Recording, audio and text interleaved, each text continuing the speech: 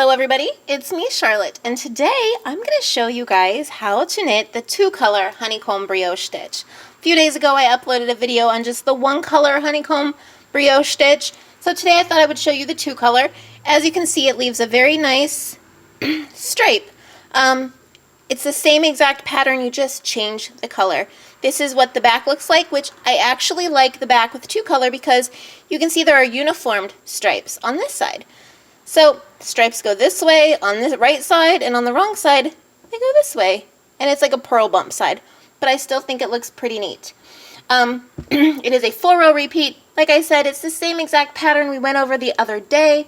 If you haven't checked that video out, I will put a link in the description below for that. I honestly think two-color is a little bit easier because you know exactly where you are in the pattern. I'm going to show you some tips and tricks to know exactly where you are, and yeah, so we should get started here in a second, but first I want to say thank you for everyone who has subscribed to my channel. Thank you for liking, commenting, and sharing my videos. If you haven't already subscribed, please do so now. And if you'd like to follow me on Facebook, that link will be in the description below. Alright, let's get started. Alright, for this pattern, like I said, it's the same exact pattern as the other day. You want to cast on an even number of stitches, which I've already done here. I'm going to refer to color A and color B. Color A, you cast on your even number of stitches, and then you just want to do a knit row. It's just like a base row, just to make things a little easier, because you do have to knit in the stitch below. So when you have just a nice base row, it helps everything and makes things just a little bit easier. So with color A, you want to cast on an even number of stitches and knit one row. Okay. Now I also keep this in mind, I like my first stitch to be a knit stitch and my last stitch to be a knit stitch. It's just a nice edge stitch, and it does make things easier within the pattern. Okay, so for row 1 of our pattern, using color A, we are going to knit the first one, knit the second one, and then we're going to knit in the stitch below. And I've gone over this before, but as you can see, there's this bar right here, and then below that bar is a hole. See that hole? You just want to stick your needle in that hole, bring up a stitch. So the repeat is going to be knit 1, knit in the stitch below, knit 1, knit in the stitch below, knit 1, knit in the stitch below, and then, like I said, you always knit your last stitch. First and last stitch are always going to be knit. Okay, row 2, we're still using color A. We are going to knit the first stitch, and then, as you can see, there's this floppy stitch. That's a stitch that's left over from when we knit 1 in the stitch below. This is the original stitch that was on our needle, and that we kind of just skipped over it by knitting in the stitch below.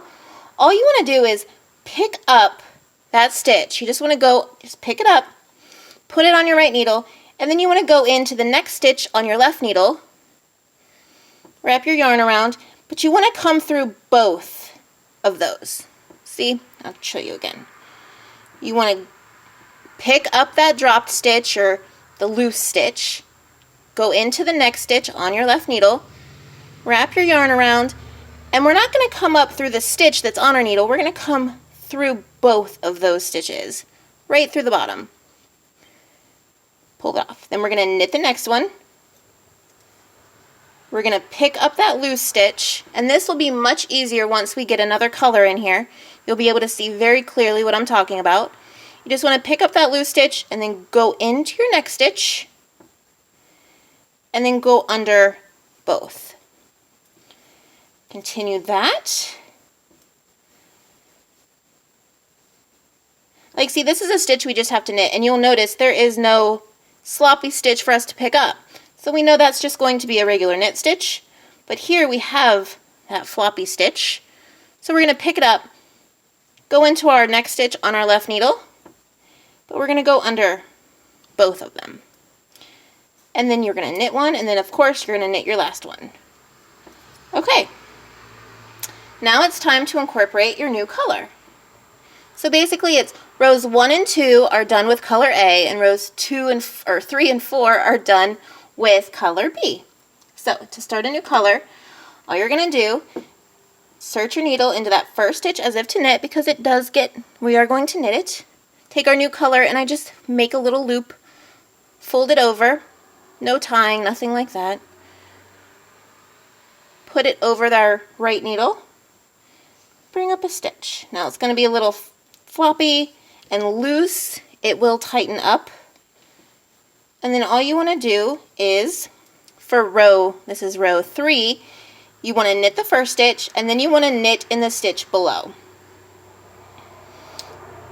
So we just knit in the stitch below, knit the next stitch, knit in the stitch below. Now I will tell you, on rows 1 and 3 are the rows where you knit in the stitch below. Rows 2 and 4 are where you pick up the loose sloppy stitches and knit with the stitch on the needle. Just so that kind of makes, I hope, a little sense to you guys. Okay, that was row 3. Like I said, this is going to be a little loose and floppy. You can tie it if you want. I usually don't, but you can. Okay, now remember, we are on like a purl bump row, or the wrong side if you want to call it. And this is where we're going to pick up those loose stitches. But remember, we always knit our first stitch. So row 4, we're going to knit our first stitch. And as you can see here, we have 2 colors.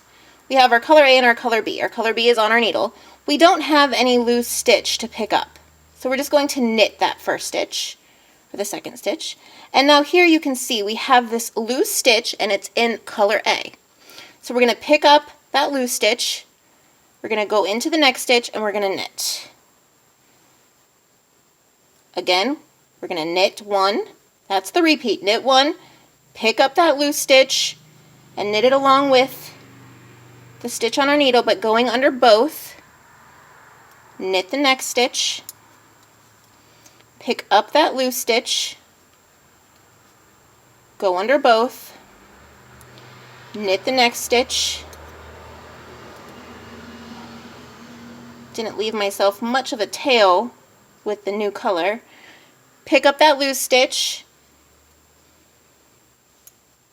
and then we're going to knit the last stitch. Okay, now this is what I want to show you guys. So we done our rows 3 and 4 with blue, or with our color B. Now when you go to change color, if you take the color you were just working with and kind of just hold it back, pick up your new color and start your next row, which would be row 1. You'll get a nice jog up the side. Let me see. This is the nice color jog up the side if you do it this way. Like I said, you just take the color you were just working with, hold it back, take your new color, and start with row 1 again, which is knit the first 2. Now how I know I'm going to knit the first 2 is I knit the first one in every round. That's a given. And here I have both colors. I have my tan and I have my blue. Well, I know I'm on a right side row, so this is where I knit in the stitch below, but this already has some tan in it, so I'm just going to knit it. This has no tan in it whatsoever. It's just a blue stitch all around. So I'm going to knit in the stitch below. This has tan in it. This has both colors, so I'm just going to knit it. This just has one color, so I'm just going to knit in the stitch below. That's how I keep track and know exactly where I am. And again, to knit in the stitch below, you find that bar, and there's a hole underneath that bar, and you just insert your needle right into that hole, bring up a stitch, and knit your last stitch. That was row 1. Row 2, wrong side row. This is where we're going to pick up that loose stitch and knit it along with our next stitch. But remember, first stitch is always knit. And here you can see we have a loose stitch, and it's blue.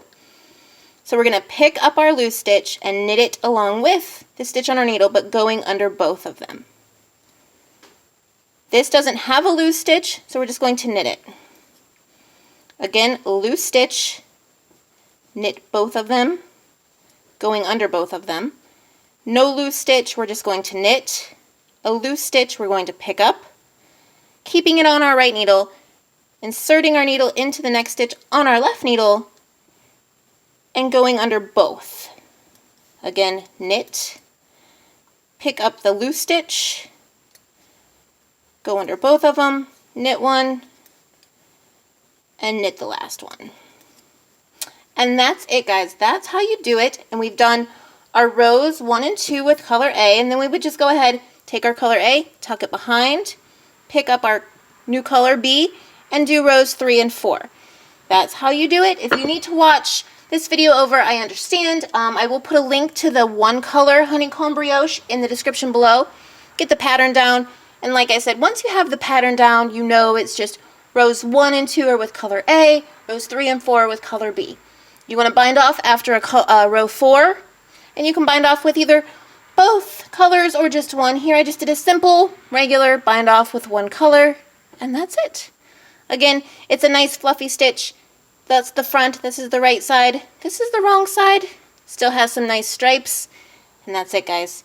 So, if you like this video, please give it a thumbs up. If you haven't already subscribed to my channel, please do so now. And if you'd like to follow me on Facebook, that link will be in the description below. So until next time, guys, I hope you all have a super wonderful, fabulous day, and happy knitting. Bye!